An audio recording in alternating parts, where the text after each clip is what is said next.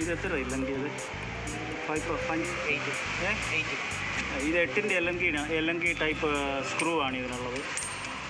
വേണ്ടില്ലേ 8ൻ്റെ എല്ലങ്കി.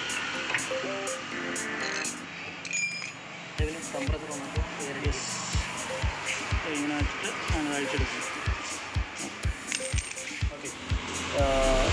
ഇതിൻ്റെ ബ്രേക്ക് പാഡിനൊരു സെൻസറുണ്ട്. ആ സെൻസർ എന്ന് പറയുന്നത് ഇതാണ്, കാണാമല്ലേ? സെൻസർ എന്ന് പറഞ്ഞാൽ ഇങ്ങനെ വന്നിട്ട്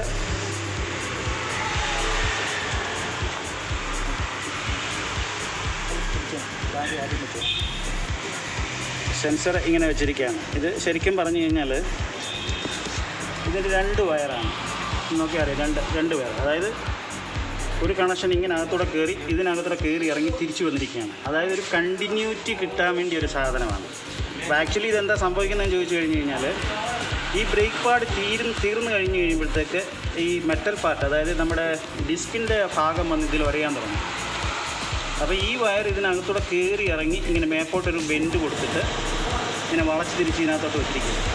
അപ്പോൾ എന്താ സംഭവിക്കുന്നതെന്ന് ചോദിച്ചു കഴിഞ്ഞാൽ ഇതിനകത്ത് ഉരഞ്ഞ് കഴിയുമ്പോഴത്തേക്കും ഇവിടെ ഉരഞ്ഞ് സ്റ്റാർട്ടായിട്ടുണ്ട്, ഉരച്ചിൽ സ്റ്റാർട്ടായിട്ടുണ്ട്.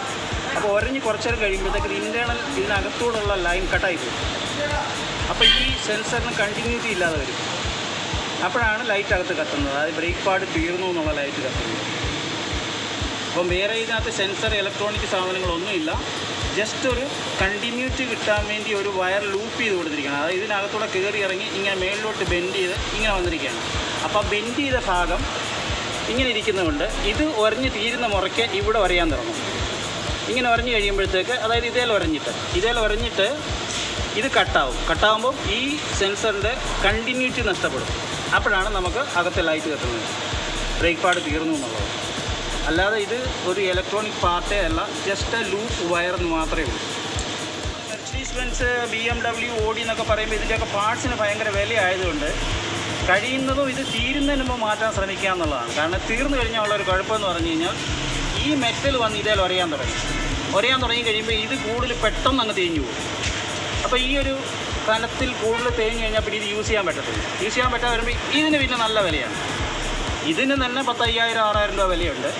അപ്പോൾ പിന്നെ ഇതിന് എന്ത് വിലയായിരിക്കും? ഇതിന് കുറഞ്ഞൊരു നല്ല ഒറിജിനൽ സാധനമാണ് ഒരു 12,000 രൂപ കൊടുക്കും. അപ്പോൾ അതുകൊണ്ട് തീരുന്നതിന് മുമ്പ് മാറുക എന്നുള്ളതാണ്. ഇച്ചിരി ശകലം ബാലൻസ് ഉണ്ടെങ്കിലും കുഴപ്പമില്ല. ഒരു സേഫ് സൈഡിന് ഇത്രയും തീരാൻ വരെ പോലും നോക്കിയിരിക്കരുത്. കാരണം നമുക്കൊരു ലോങ് ഓട്ടം വന്നു, കുറേ ബ്രേക്ക് ഓട്ടേണ്ടി വന്നു, പെട്ടെന്ന് അങ്ങ് തീർന്നു പോയി കഴിഞ്ഞാൽ നമ്മുടെ ഇത് ഡാമേജ് ആയിപ്പോകും. അതുകൊണ്ട് ഒരു സേഫ് സൈഡിന് എപ്പോഴും ഒരു 10% ഒക്കെ ബാലൻസ് വരുമ്പോഴേ മാറ്റുന്നത് ഒരു സേഫാണ്, നല്ലതാണ്.